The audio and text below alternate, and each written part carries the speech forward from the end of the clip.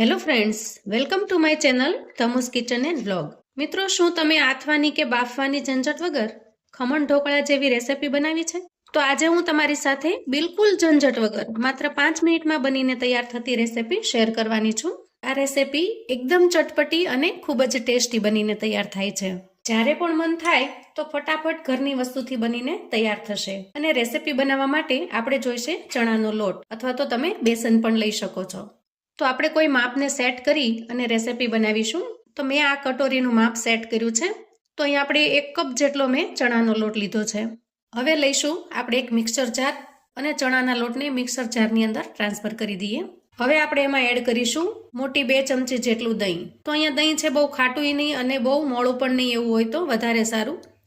પણ જો માનો કે થોડું ઘણું ખાટું હોય તો તમારે 1.5 ચમચી જેટલું દહીં લેવાનું છે. તો અહીંયા અંદાજે મોટી 2 ચમચી ભરી અને મેં દહીં લઈ લીધું છે. આ દહીં છે મેં મોળું લીધું છે. હવે અહીંયા થોડું પાણી એડ કરી અને ઢાંકણ ઢાંકી મિક્સર જારની અંદર આપણે આનો ગોળ બનાવી લઈએ.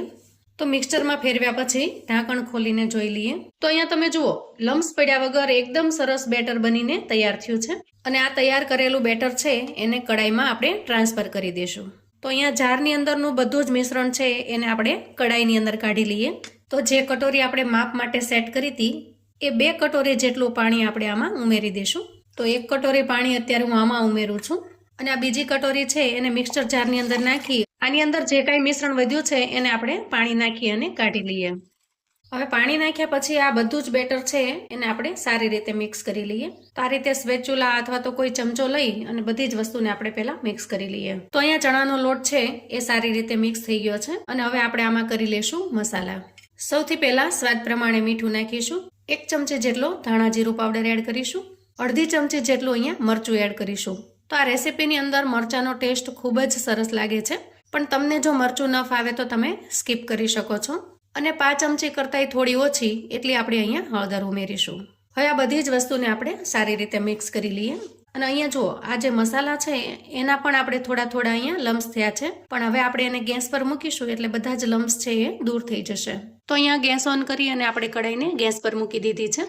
અને બેટરને આપણે ધીરે ધીરે ચલાવતા જવાનું છે. રેસીપી બનાવતી વખતે આપણે કન્ટિન્યુઅસલી ચલાવતા જવાનું છે, નહીં તો શું થશે કે નીચે લોટ ચોંટી જશે.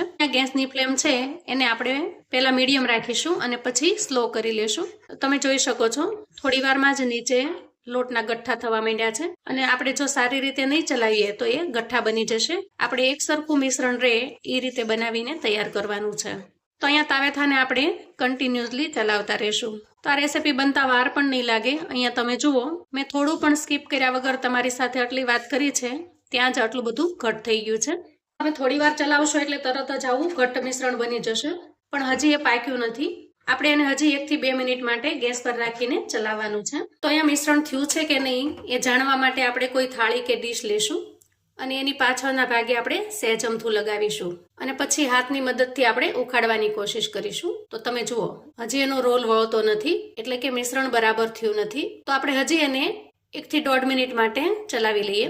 તો મિત્રો, આ રીતે આપણે ખાંડવી પણ બનાવીએ છીએ. હવે આ મિશ્રણ થાય છે ત્યાં આપણે એક ડીશ તૈયાર કરી લઈએ. તો અહીંયા આવી કોઈ ડીશ લઈ અને એને આપણે ઓઇલથી ગ્રીસ કરી લઈએ. તો અહીંયા ચારે બાજુ એને સારી રીતે ગ્રીસ કરીએ જેથી કરીને ક્યાંય ચોંટે નહીં. તો હવે આપણે ફરી થોડું બેટર લેશું અને આવી રીતે ડીશ પર લગાવી દેશું. તો આપણે અહીંયા એકદમ પતલું પડ છે લગાવવાનું છે અને થોડી વાર ઠંડુ થવા દેવાનું છે. જ્યારે પણ આના પર બેટર લગાવીએ ત્યારે આના ઉપર આપણે તેલ નથી લગાવવાનું. એમનેમ જ જો આનો રોલ વળતો હોય તો આપણું બેટર તૈયાર છે. તો અહીંયા તમે જોઈ શકો છો, જુઓ એકદમ સરસ અહીંયા રોલ વળી ગયો છે, એટલે કે આપણું બેટર તૈયાર થઈ ગયું છે. હવે આ સ્ટેજે આપણે થોડી કોથમીર અંદર એડ કરીશું જેથી કરીને એનો કલર ખૂબ જ સરસ આવે. અને કોથમીરને આપણે મિક્સ કરી લઈશું. અહીંયા તૈયાર કરેલું બધું જ બેટર છે એ આપણે ડીશની અંદર ટ્રાન્સફર કરી દઈએ અને થાળીની અંદર આપણે એને સેટ કરી દઈએ.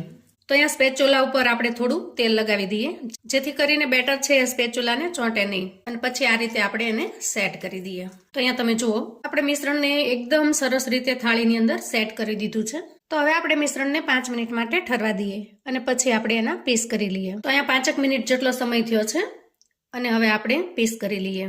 તો અહીંયા તમે જોઈ શકો છો એકદમ આરામથી પીસ થાય છે અને ચાકુને સહેજ પણ ચોંટતું નથી, એટલે કે આપણી રેસીપી અહીંયા પરફેક્ટ તૈયાર થઈ છે. તો મિત્રો, આપણે આજે બનાવી છે રાજસ્થાની રેસીપી પિટોડ. તો પિટોડ છે એ રાજસ્થાનની ખૂબ જ પ્રખ્યાત રેસીપી છે. જેવી રીતે ગુજરાતની અંદર આપણે ખમણ ઢોકળા પ્રખ્યાત છે, એવી જ રીતે રાજસ્થાનની અંદર પિટોડ ખૂબ જ પ્રખ્યાત છે. અને આ રીતે ખમણ ઢોકળા જેવો જ ટેસ્ટ એમાં આવે છે. વળી ઝટપટથી બનીને તૈયાર પણ થઈ જાય છે. તો અહીંયા મેં એક વઘારિયું લઈ લીધું છે અને એના અંદર નાખું છું 2 ચમચી જેટલી રાઈ, થોડા મીઠા લીમડાના પાન અને 2 ચમચી જેટલા તલ એડ કરું છું. હવે વઘારને આપણે સારી રીતે મિક્સ કરી લઈએ અને આ તૈયાર થયેલો વઘાર છે એને આપણે પિટોડની ઉપર સ્પ્રિંકલ કરી દઈએ. આ રીતે વઘાર કરીને નાખશો તો એનો ટેસ્ટ છે એકદમ વધી જશે.